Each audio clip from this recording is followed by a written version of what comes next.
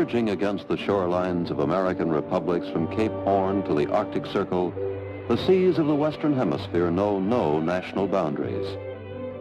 So it is with the aspirations of Americans everywhere. Hopes spill like oncoming tides over frontiers, for everywhere there is the same thirst for freedom from dictatorship, from the bonds of economic and social injustice. Everywhere there is the desire to eliminate the age-old tyrannies of poverty, hunger, and ignorance. As President Romulo Betancourt of Venezuela has said, there is underway an irresistible process which will provide in the backward and abandoned rural areas a land to work.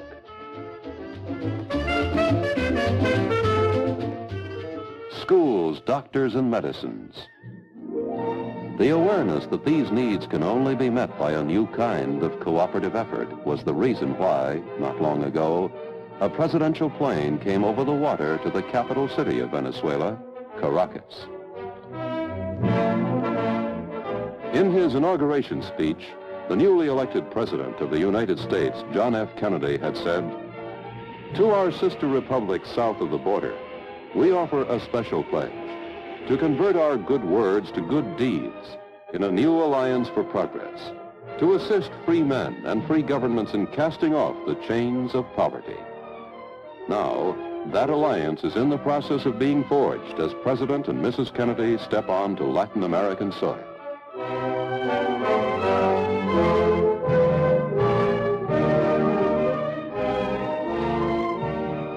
On this, President Kennedy's first visit to Latin America, his objective is to learn about the problems at first hand from distinguished leaders like President Betancourt, and at the same time to demonstrate the great interest and concern of the people he represents for their friends to the south.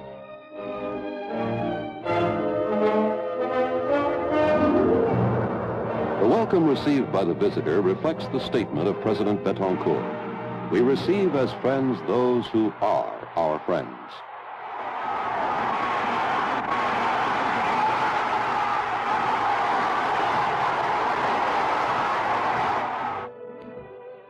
Then by helicopter from Caracas to an agricultural region 50 miles west. His purpose? To see for himself the progress of a new land reform and rural housing program at the village of El Frio.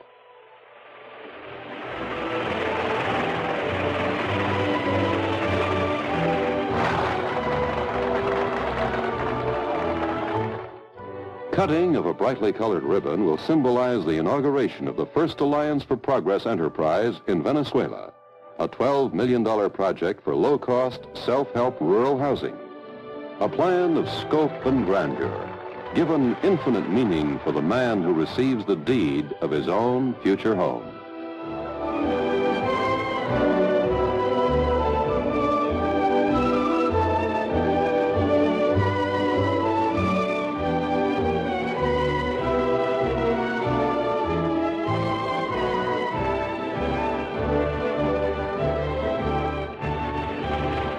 Then, a helicopter journey on to nearby La Marita for the visiting president who views the solution of the land problem as one of the keys to progress in Latin American development.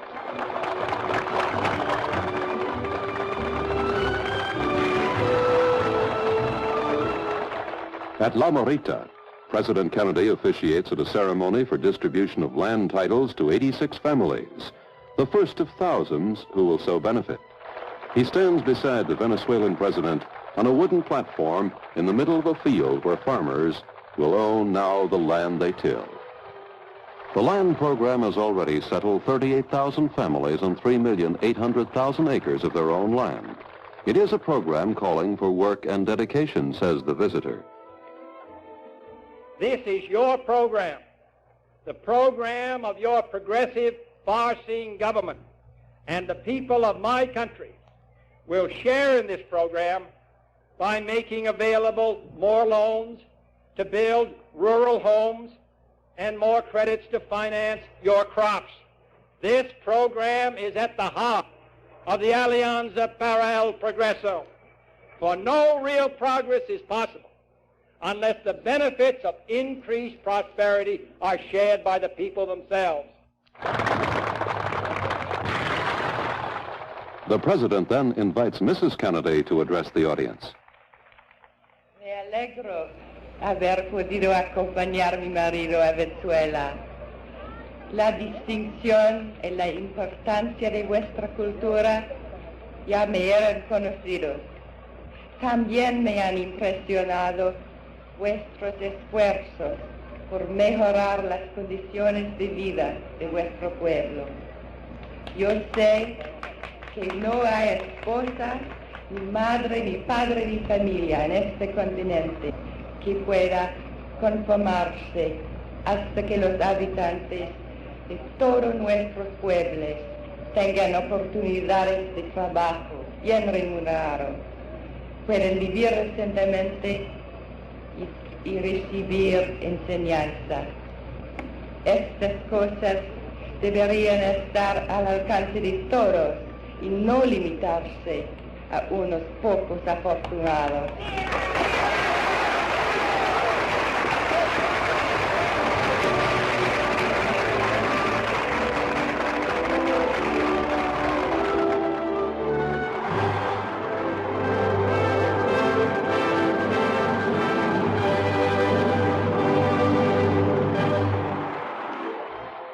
Toward evening, the visitors leave for the return flight to Caracas.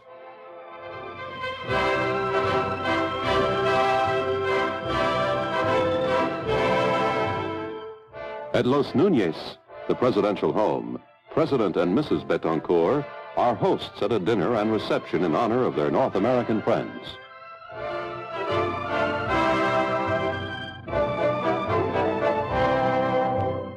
They have met nothing but warmth and cordiality everywhere they go in the homeland of the illustrious Simón Bolívar.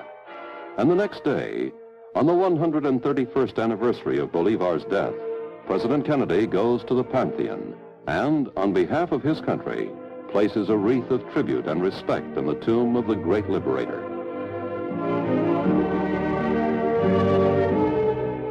It was Bolívar who first saw and predicted that someday the Western Hemisphere would be bound together by the closest of fraternal ties.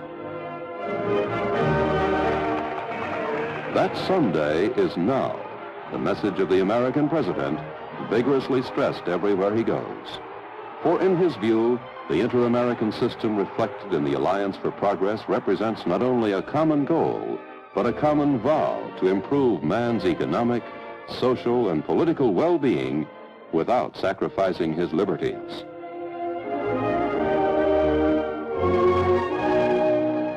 Nor is he alone in this deeply held feeling. For in the 1960s, Americans, North and South, are more than good neighbors. They are allied in a partnership for building a better life for themselves and their children. Now, the president boards his plane for his next destination, Colombia, the gracious and heartwarming reception in Venezuela never to be forgotten.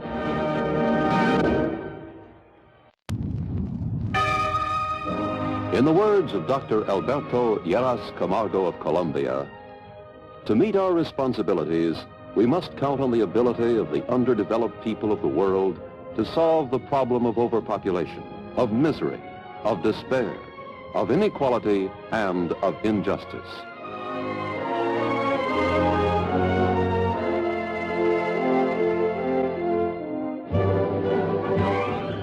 The need for the American states to work together for the benefit of the people has long been advocated by the distinguished national leader of the Republic of Colombia, a nation and a people now awaiting with eager anticipation the visit of President Kennedy.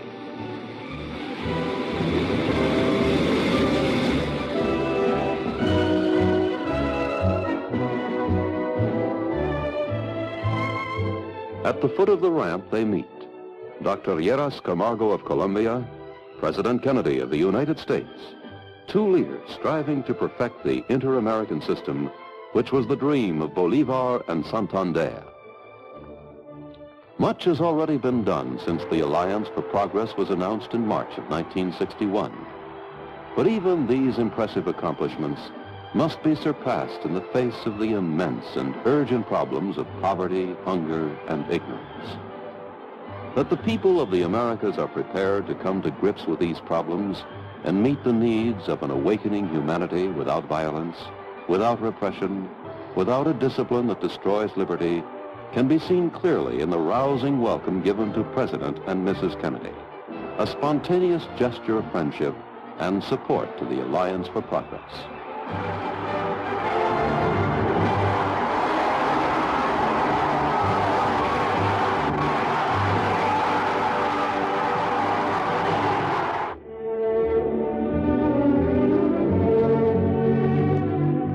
The Techo Housing Project, where plans of the Alliance for Progress have already been translated into action. A 12,000 house development will be built in an area of 123 acres to accommodate 80,000 people.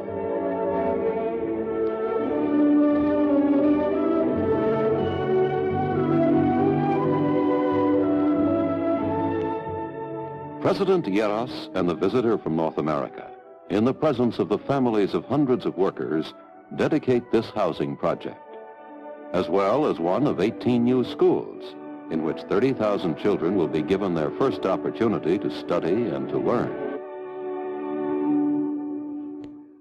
Then, leaving Techo, the visitors are escorted back into the city of Bogota, where the people make no secret of how warmly they feel about their guests.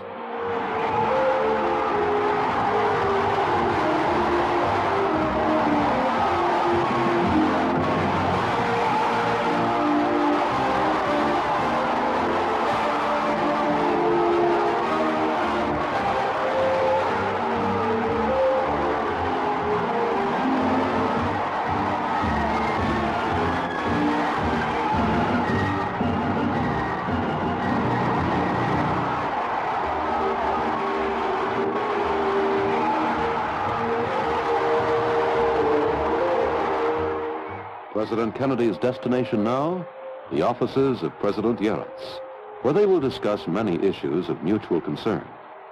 Among the foremost, the intensive effort needed to develop and industrialize the economies of Latin America, reducing dependence on raw materials.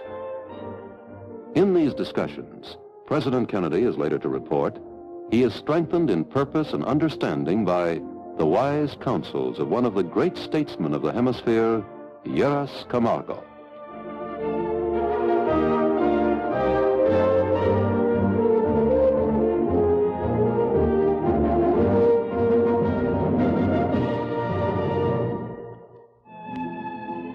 A children's hospital in Bogota.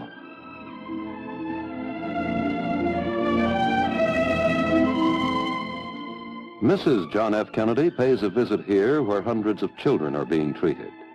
Children who are now being helped along the road to recovery by medicines and techniques unavailable only a few years ago. A friendly wave, words of encouragement, and the warmest wishes of the oncoming Christmas season to the children from the First Lady of the United States.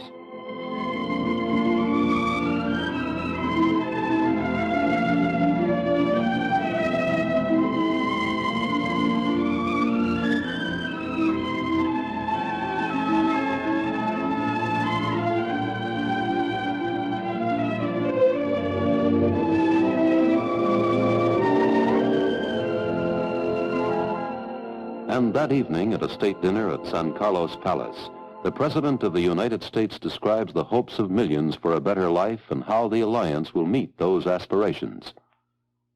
The Alianza para el Progreso is designed to transform this hope into a reality. It calls for a vast and immediate effort on the part of all the Americas to satisfy the basic needs of our people for work and land and homes and schools. It expects within the next 10 years, the decade of development, to be well on the way to satisfying these basic needs to the workers, to the campesinos on the farm, to the women who toil each day for the welfare of their children. To all we bring a message of hope every day, every hour, in my country and in this country, and in all the countries of this hemisphere. Dedicated men and women are struggling to bring nearer the day when all will have more to eat and a decent roof over their head. and schools for their children, when all will have a better and more abundant life, to accompany that human dignity to which all men are entitled, and that love of freedom to which all of us are committed by our inheritance and our desire. And tonight, here in this old city, I pledge to you the commitment of the United States of America to that great cause. Yes, to that great cause. The massive cooperative effort to conquer the evils of poverty and injustice. And out of the toil of free men will come a better, more rewarding life for the peoples of all the countries in this hemisphere of hope.